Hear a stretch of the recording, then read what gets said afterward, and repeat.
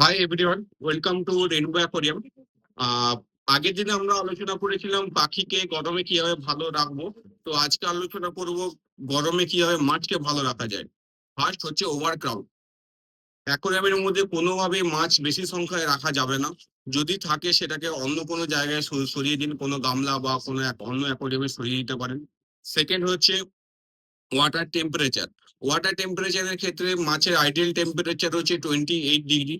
তো সেক্ষেত্রে আমরা ওই 28 ডিগ্রিটা মেনটেন করার চেষ্টা করব। তো ম্যাক্স টু ম্যাক্স ওটা আপনার 32 পর্যন্ত আপনি রাখতে পারেন। মানে যদি 32 পর্যন্ত যদি থাকে জলের টেম্পারেচার, তাতেও চলে যাবে, মানে কাজ চলবে আর কি। সেম হচ্ছে নেক্সট হচ্ছে, যদি 32 থেকেও যদি বেড়ে যায় তাহলে সেটাকে কিভাবে ঠান্ডা রাখবো। তো ঠান্ডা রাখার ক্ষেত্রে অনেকে কি করছেন, বরফ আইস ইউজ করছেন, ফ্রিজ থেকে ঠান্ডা জল বা বরফ অ্যাকোয়ারিয়ামে দিয়ে দিচ্ছেন, তাতে জল ঠান্ডা হয়ে যাচ্ছে। তো সেক্ষেত্রে একটা এটা মিসকনসেপ্ট। তো সেক্ষেত্রে কি হয়, ধরুন আমি একটা বড় বরফের চাই একটা অ্যাকোয়ারিয়ামের মধ্যে আমি রেখে দিলাম। তো ওয়াটার টেম্পারেচার সাডেন মানে ফল করে যাবে। তো সেক্ষেত্রে মাছ কিন্তু অসুস্থ হয়ে যেতে পারে, মারাও, এমনকি ইভেন মারাও যেতে পারে।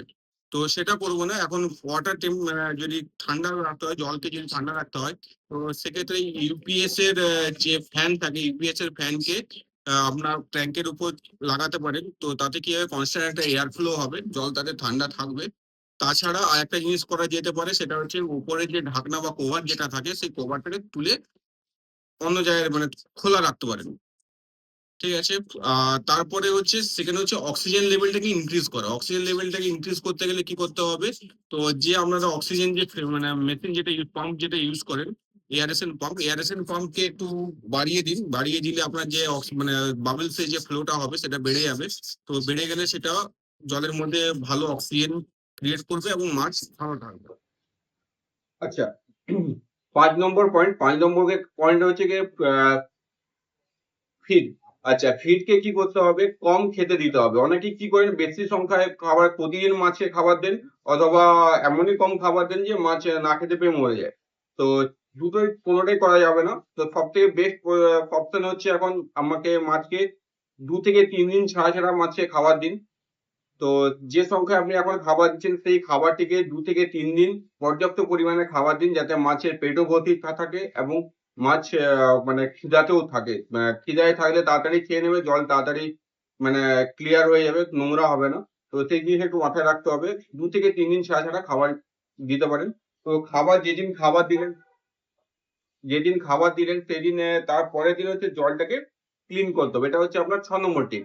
তো 6 নম্বরে কি করতে হবে, ধরুন আজকে আমি খাবার দিলাম, মাছ খাওয়ার পরে দেখবেন জলটা অনেকটা ময়লা হয়ে যায় পটি করে।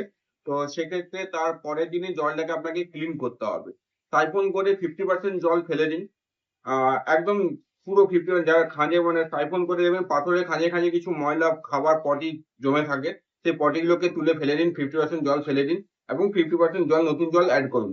অ্যাড করার পরে কিছু মেডিসিন ইউজ করতে পারেন, যেমন জেনারেল কিওর, অ্যাকোয়ারিয়ামের জেনারেল কিওর বা ট্রেসিল, এগুলো ইউজ করতে পারেন। তো এতে মাছ কিছু ট্রেস ফ্রি থাকবে।